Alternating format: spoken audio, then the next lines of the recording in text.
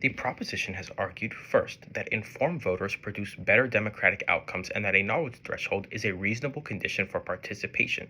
Second, that rights come with responsibilities, and civic knowledge is the minimum standard a functioning democracy can ask. Third, that low information voting is already distorting democracies, producing populism and demagoguery, and that a knowledge test is the corrective. The opposition, however, has argued that first, voting is a fundamental right, not a conditional privilege, and that any restriction on it requires an extraordinarily high burden of justification. Second, that knowledge tests have a documented, extensive history as instruments of exclusion that cannot be separated from what the proposition is proposing today. And third, that whoever designs the test holds political power over the electorate, making the mechanism itself anti-democratic regardless of intent.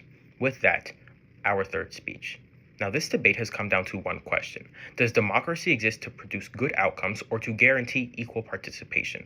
The proposition has chosen outcomes, and that choice is exactly why they have lost this debate. One clarification before the clashes. The proposition has tried to rescue their case by suggesting that universal access fixes the exclusion problem, but it doesn't, and I will explain exactly why in the second clash. But for now, the opposition's framework has gone largely uncontested, and that matters. We told you from the start that the right metric for evaluating this debate is not whether informed voting is preferable, because of course it is, but whether the state has the legitimate authority to condition democratic participation on a test it designs, administers, and controls. The proposition never gave you a principled answer to that question. They told you that the test would be fair and accessible, but they never told you who decides what fairness means or who writes the questions. That silence isn't a gap in their presentation. It is a gap in their logic. The proposition told you that rights come with responsibilities and that civic knowledge is the minimum standard a functioning democracy can ask. And that sounds reasonable, but it fundamentally misunderstands what the right to vote actually is. Their position is that it is a conditional right, like a driver's license, because we require competency before we let people do things that affect others. So why not voting?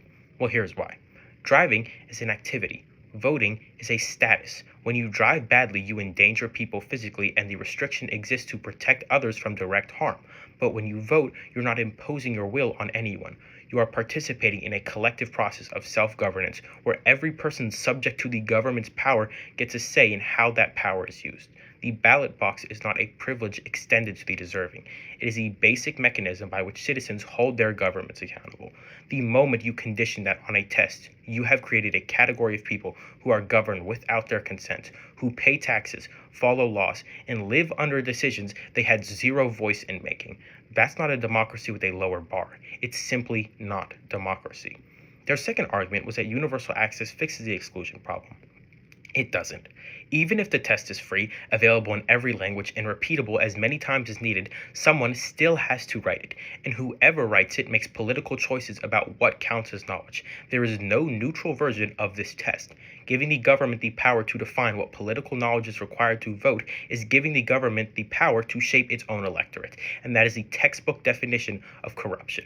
Their third argument was that low information voting is distorting democracy, and we take that concern seriously. But the voters most likely to fail a knowledge test are not the ones producing bad outcomes. They are the voters most marginalized. Think people working multiple jobs, people in communities where civic education was systematically underfunded for decades.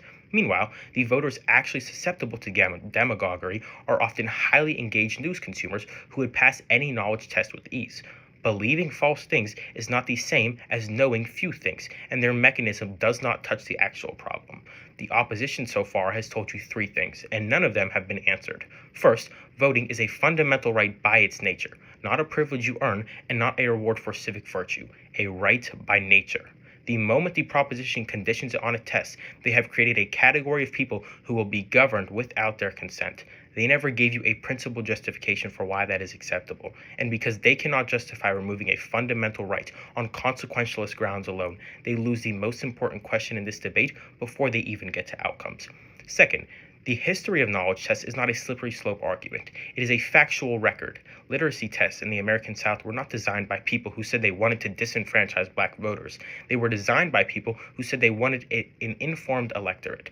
That framing should sound familiar, because it's exactly what the proposition is framing their argument as today. The mechanism that they are proposing has been used before in American history, and we know exactly what it produced: the systematic exclusion of black Americans from the ballot box for decades upon decades. The proposition has never explained why their version would produce different results, and they haven't told you who writes the test, who oversees it, or who challenges it when it goes wrong. And until they do, the opposition wins on history, and the burden of proof sits entirely with them.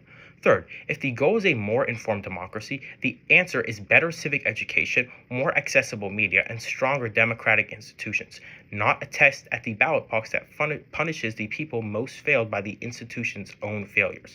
The proposition identified a real problem, but chose the entirely wrong solution. The opposition's world actually fixes it.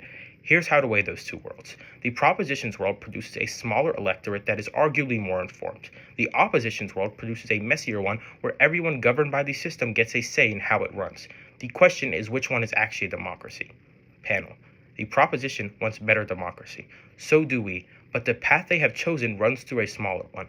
That logic has been tried before, and every time the people filtered out were not the ones causing the problem. They were the ones with the least power to actually push back. A democracy that removes citizens from participation because they failed a government-designed test is not a better democracy. It is a more comfortable one for the people already inside of it.